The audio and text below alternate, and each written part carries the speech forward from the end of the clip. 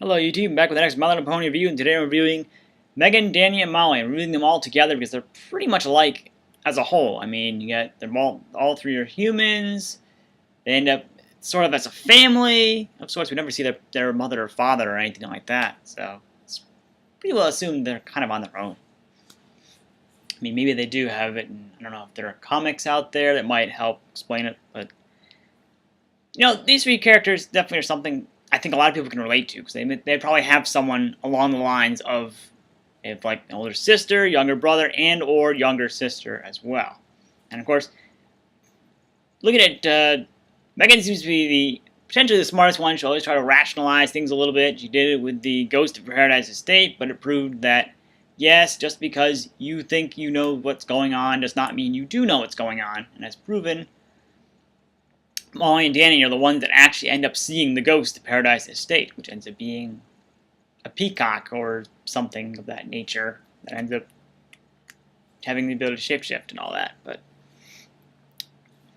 And most of the time, yeah, of course, Molly and Danny do end up fighting, but I think it's usually because Danny says something that is not what Molly wanted to hear. And of course, I think some of us have. I don't have any siblings of that nature. In fact, I'm actually the youngest in the family on my end. But even when I did, I don't have anyone to... I've probably been around people that behave that way, but when it comes to these three characters, you don't see them all that often. You see them more prominently, I think, in the G1 movie, because Megan sings at least one song in there, and she gets word of, she's pretty much the go-to for where the ponies come. When there's a problem going on, usually a villain or something, the ponies will go to Megan, mostly Megan, and the other two will kind of want to join in for the fun, just kind of help out where they can. Although they usually, as one would expect, they're not all that helpful, except for maybe little tiny details at the end of the battle there.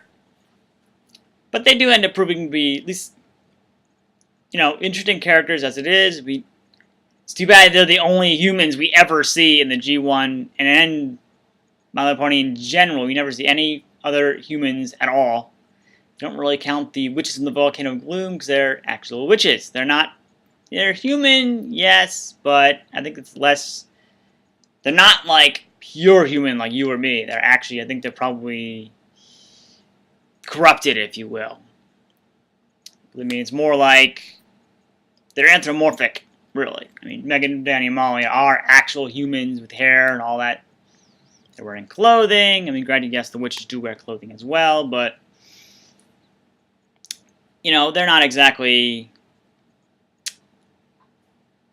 I mean, they can do magic. Most humans can't do magic on their own, so that's kind of a. That to me says they were probably originally humans at some point, and then for whatever reason got transformed into it because they gained their magical powers. Although usually they end up having to make spells. Hydia, I think, is the only one that can actually do magic on her own. So she may have been part of the reason. She probably commandeered them and then got them over at some point before the show started or before the movie started or whatever. But yeah, you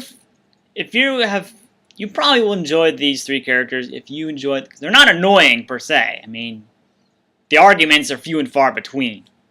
Granted, so are their appearances, but Megan's usually the one that actually, settle things in general. She's the brains of the operation entirely. So I would definitely give them a shot. Especially, I mean, you can relate to them already to being humans.